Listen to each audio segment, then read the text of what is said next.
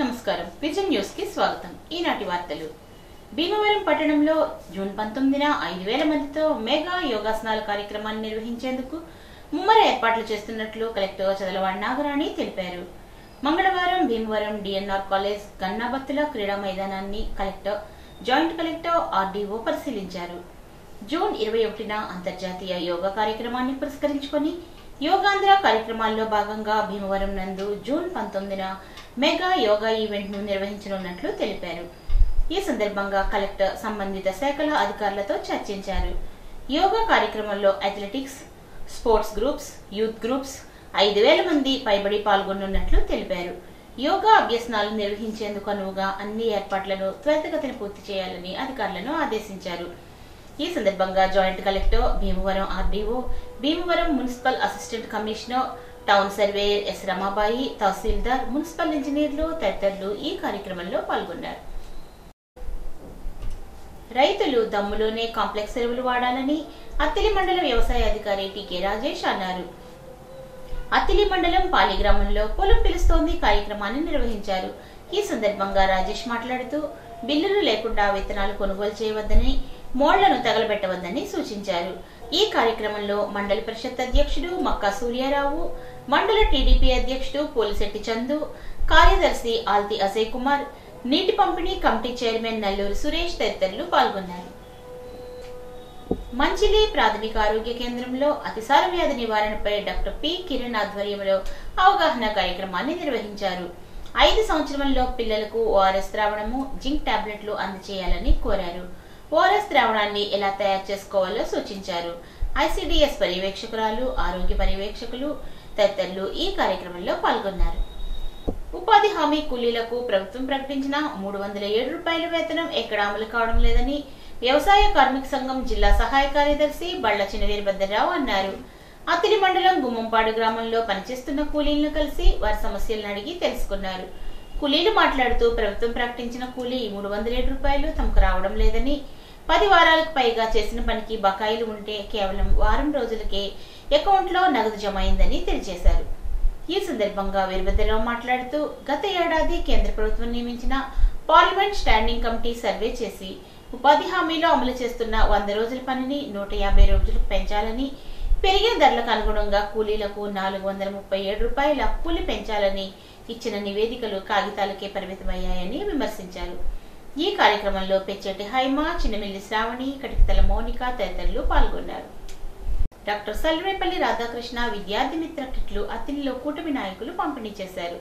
మండల పరిషత్ అధ్యక్షుడు మక్కా సూర్యారావు, మండల టీడీపీ అధ్యక్షుడు పోలిశెట్టి చందు, కార్యదర్శి ఆల్తి అజయ్ కుమార్, టీడీపీ నాయకుడు బోడపాటి సూర్యచంద్రరావు, నీటి పంపిణీ committee chairman Nalluri Suresh, TDP నాయకుడు మెందరాజ్ కుమార్, ఆల్తి సత్యనారాయణ, దాసరి నాగరాజు, మండల ఉపాధ్యక్షురాలు కొనకళ్ల విజయ నిర్మల, మండల విద్యాధికారి ఎంవీఎల్కే ప్రసాద్ తదితరులు ఈ కార్యక్రమంలో పాల్గొన్నారు। మున్సిపల్, పారిశుధ్య, ఇంజనీరింగ్ మరియు చిరుద్యోగులకు ఎలాంటి నిబంధనలు లేకుండా తల్లికి వందనం ఇవ్వాలని సిఐటియు జిల్లా కార్యదర్శి పివి ప్రతాప్ డిమాండ్ చేశారు। మున్సిపల్ కార్యాలయం వద్ద సిఐటియు ఆధ్వర్యంలో తల్లికి వందనం అందరికీ ఇవ్వాలని నిరసన ధర్నా జరిగింది।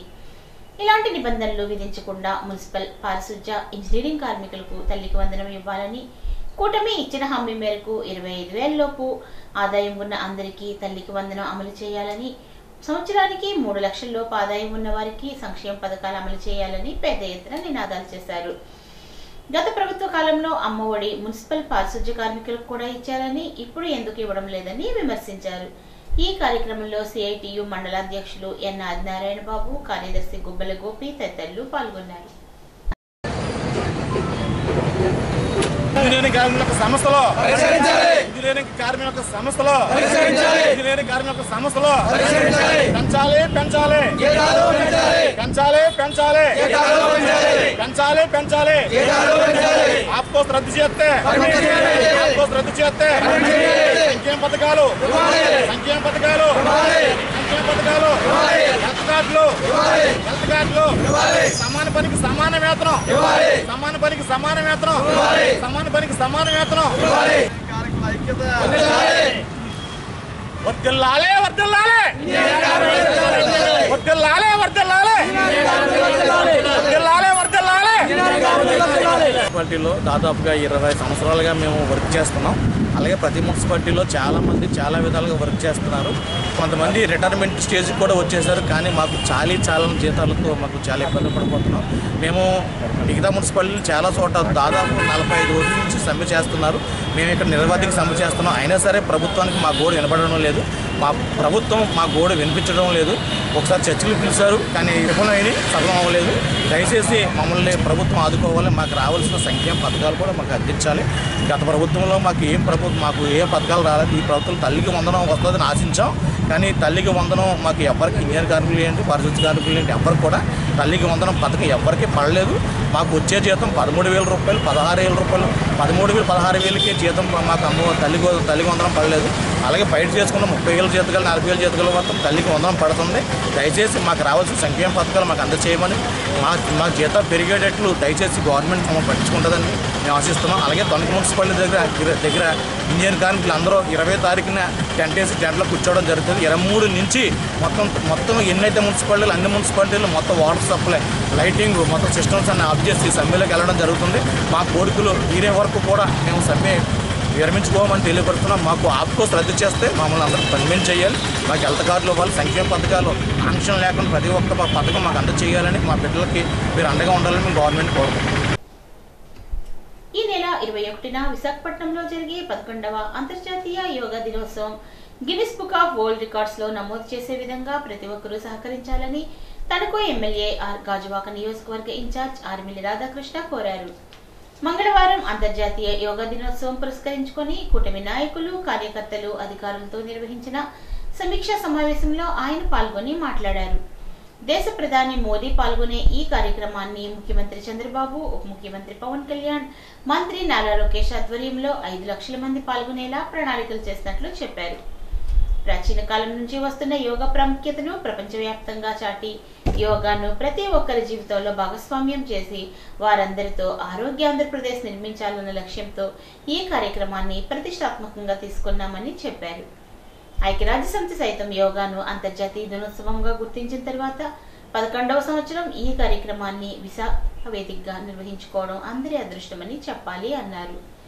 యోగా కారణంగా మానసికంగా, శారీరకంగా దృఢంగా ఉండడంతో పాటు అనేక ఆరోగ్య ఫలాలు మనకు అందుతాయని వెల్లడించారు. ఈ కార్యక్రమంలో భవన నిర్మాణ కార్మికుల సంక్షేమ బోర్డు చైర్మన్ వలవల బాబ్జీ, కూటమి నాయకులు, కార్యకర్తలు పాల్గొన్నారు. 11వ అంతర్జాతీయ యోగా దినోత్సవాన్ని మన విశాఖపట్నంలో ప్రధానమంత్రి మోడీ గారి ఆధ్వర్యంలో గౌరవ ముఖ్యమంత్రి వర్యులు చంద్రబాబు నాయుడు గారు, ఉప ముఖ్యమంత్రి వర్యులు పవన్ కళ్యాణ్ గారు, యువ మంత్రి వర్యులు నారా లోకేష్ గారి సమక్షంలో 5 లక్షల మందితో ఈ యోగా దినోత్సవాన్ని నిర్వహించి యోగా యొక్క ప్రత్యేకతని ప్రపంచవ్యాప్తంగా చాటాలనే ఉద్దేశంతో భారతీయ ప్రాచీనమైనటువంటి యోగాని ప్రతి ఒక్కరిలోనూ కూడా భాగస్వామ్యం చేసి, ప్రతి ఒక్కరి జీవితంలోనూ కూడా భాగస్వామ్యం చేసి ఆరోగ్య ఆంధ్రప్రదేశ్ నిర్మించాలనేదే ఈ కార్యక్రమం యొక్క లక్ష్యం.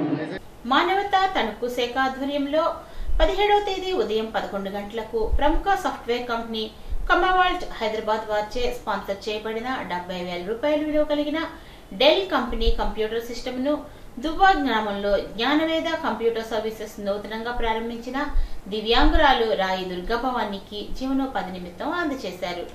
ఈ సందర్భంగా రాష్ట్ర కన్వీనర్, విస్తరణ మరియు అభివృద్ధి కమిటీ డాక్టర్ కోడూరి రాధా పుష్పావతి మాట్లాడుతూ హైదరాబాద్ లో American telephone and telecommunications India limited లో సాఫ్ట్వేర్ ఇంజనీర్లుగా సేవలందిస్తున్న కోడి శ్రీనివాస్ మరియు పిసిని సత్య గార్ల కృషితో ఈ సిస్టమ్ వచ్చిందని ఈ సందర్భంగా వారికి కృతజ్ఞతలు తెలియజేశారు. దుర్గా భవానీకి ఈ కంప్యూటర్ వలన జీవనోపాధి కలగాలని, ఆర్థికంగా ఆమె కుటుంబం చక్కగా ఉండాలని భగవంతుడిని కోరుకుంటున్నామని అన్నారు.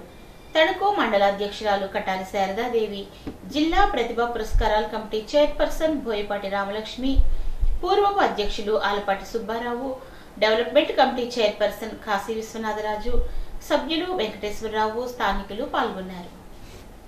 తణుకు మానవతా స్వచ్ఛంద సేవా సంస్థ తరపున రాయి దుర్గా భవానీకి జీవనోపాధి నిమిత్తం 70,000 రూపాయలు విలువైన ఒక కంప్యూటర్ డెస్క్టాప్ని ఇవ్వడం జరిగింది. ఈ కంప్యూటర్ సిస్టమ్ని హైదరాబాద్కు చెందిన ప్రముఖ సాఫ్ట్వేర్ కంపెనీ కామ్వెల్ట్ వారు స్పాన్సర్ చేయడం జరిగింది. హైదరాబాదులో అమెరికన్ అసోసియేషన్ ఒక సాఫ్ట్వేర్ కంపెనీ ఉంది.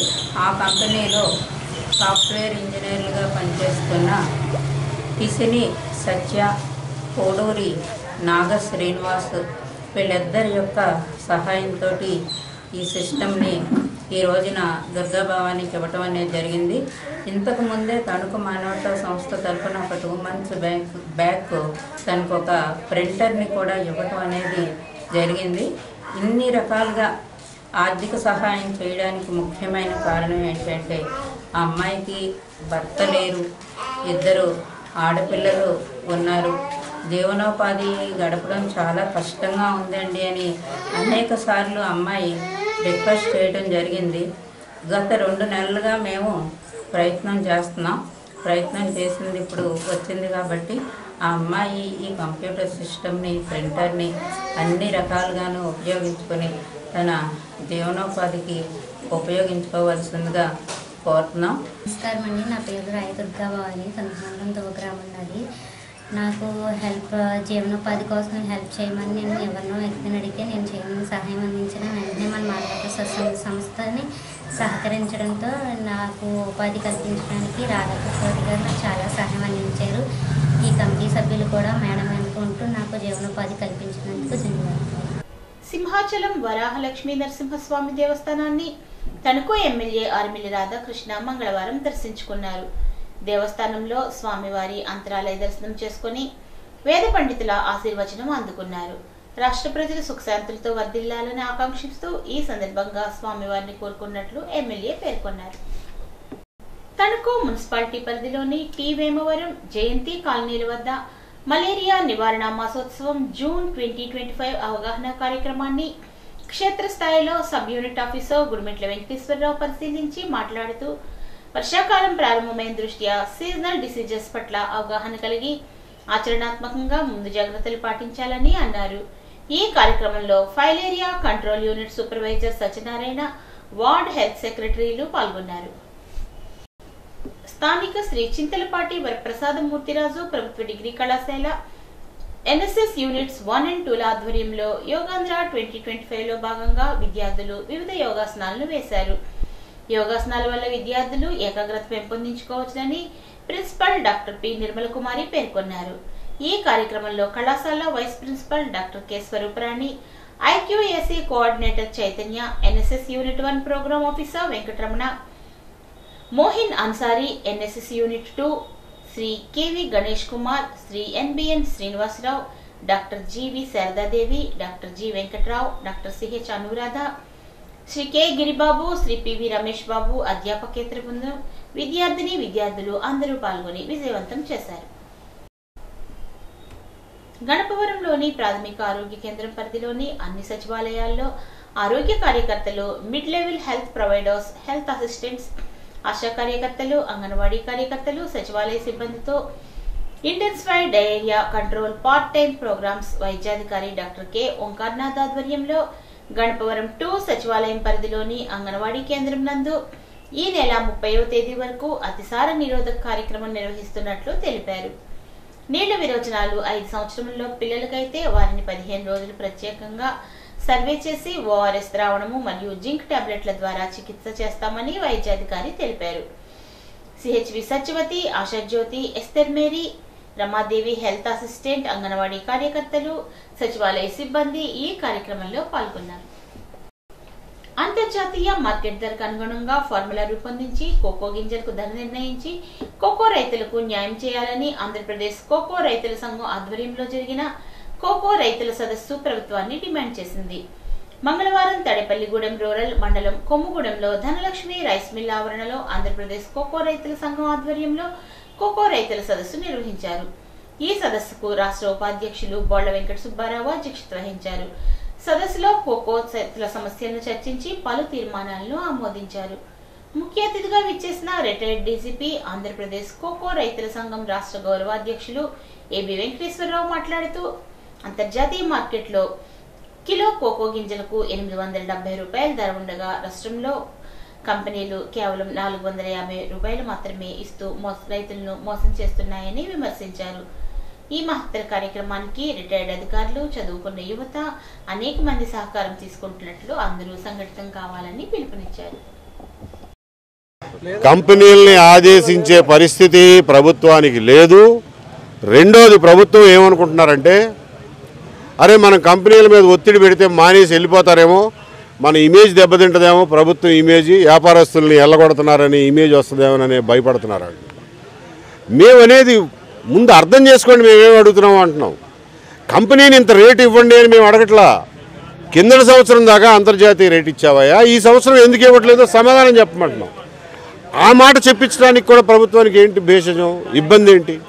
భేషజం అంటలా, అంత అసహాయత ఏంటో మాకు అర్థం కావట్లా. సరే మీరు అసహాయులు అంటే కానివ్వండి, మమ్మల్ని మేమే we'll help our cells. Veeravasaram మండలం చింతలకోటి గర్భ గ్రామంలో గల ఉమా చంద్రశేఖర స్వామి వారి ఆలయ ప్రాంగణంలో మండల పిరమిడ్ స్పిరిచువల్ సొసైటీ ఆధ్వర్యంలో ఉచిత ధ్యాన శిక్షణ కార్యక్రమం నిర్వహించారు.